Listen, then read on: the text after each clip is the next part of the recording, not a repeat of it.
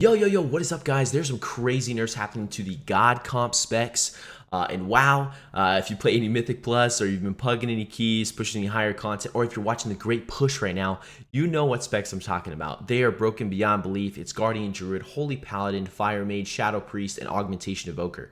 All 5 of these specializations are incredibly broken. They're so far above a lot of other specs in the game, basically all of them, to the point where I don't think it's healthy, and I don't think it leads to good balance. I think what Season 1 was so much better with balancing, especially in Mythic Plus.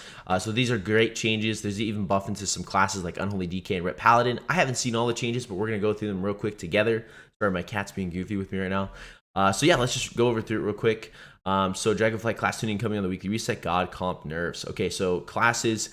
Death Knight, Unholy DK, Epidemic damage increased by 8%, and Bursting Swords damage increased by 12%. I haven't played Unholy DK for a while, so I'm not sure how much this benefits, but a buff is a buff nonetheless. I think Unholy DK is performing really well in the raid, not so well in Mythic Plus at the moment, but you know, these changes could be great. Guardian Druid, Thrash damage reduced by 8%, Raise damage reduced by 8%. This is a really good thing, because basically you were getting a stacking tank buff. Basically you were buffing yourself. The more you could thrash your targets, the bigger pulls you had. It was leading you to do insane pulls, and Raise as well did the same thing, and then also it's just tons of damage. So I think these are good changes. I still think they're going to be above any other tank right now.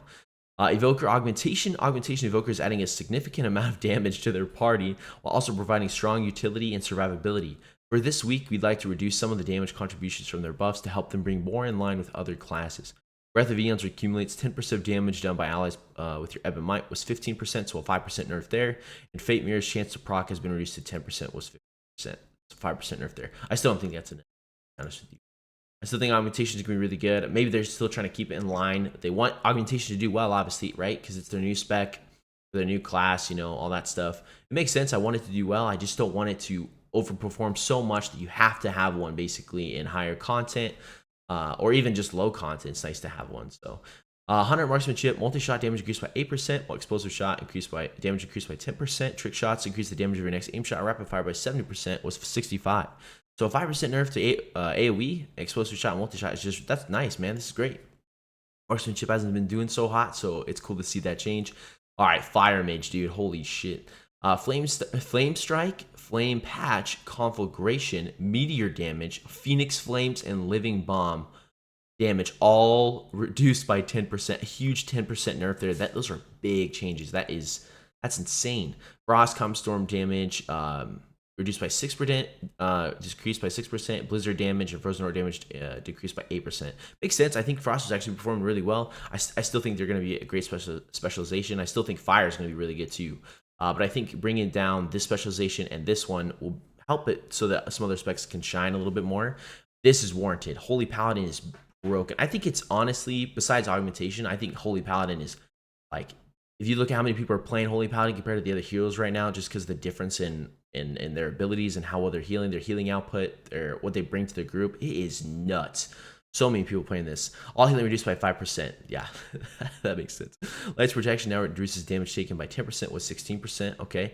Overflowing light now creates an absorb shield for 30% of Glimmer of Light's overhealing was 50%, so 20% nerf to that. Tears Deliverance now increases healing taken from Holy Light, Flash of Light, and Holy Shock by 15%, so 10% nerf there. Blessing of Summer now causes attacks to deal 20% additional damage as Holy, 10% damage nerf. Fading Light now creates an absorb shield for 3% of the healing or damage done from the Holy Generators was 10%. Righteous Judgment now has a 30% chance to activate. Consecration was 50%. Consecration damage 5%. This is a big nerfs. I still think they're going to be very valid, and you can definitely bring them in high keys. They were so far above the other healers that I think this should bring them way more in line. Hoping we'll see some more play from other stuff at higher content. Ret Paladin, this is cool. I didn't actually expect this, but this is great. Divine Storm damage increased by 8%, Wake of Ashes damage increased by 10%, and Consecration damage increased by 12%. They obviously want Ret to still be performing well, and I think that's great, because there's a lot of Ret Paladies out there that have been enjoying finally being good. Priest Vampiric Embrace now heals a nearby ally for 40% of any single target shadow damage spell damage, 50%. Sand Land now reduces the cooldown of Vampiric Embrace by 30 seconds, was 45 seconds. That's cool. I don't actually know that ability like at all. I don't play enough. I play Disc and Shadow, but I don't pay enough attention to that. So feel free to let me know, any priests out there. Let me know what that means down below. Discipline Priest is not performing as well as we'd like. So for this week, we're increasing the Atonement Healing. And a future patch, we're working on redesigning some of their talent options and making tuning adjustments there as well. My cat is going crazy. Atonement heals for 40% of damage done was 36%. Holy Rhapsody now stacks every 1 second, was 2 seconds, and causes Holy Nova to deal 20% increased damage per stack. Was 10%. Rhapsody now heals Holy Nova while at 20 stacks. Okay. Shadow, these are huge. Vampiric touch damage reduced by 20%. Shadow Pain damage reduced by 15%. Shadowy Apparition damage reduced by 15%.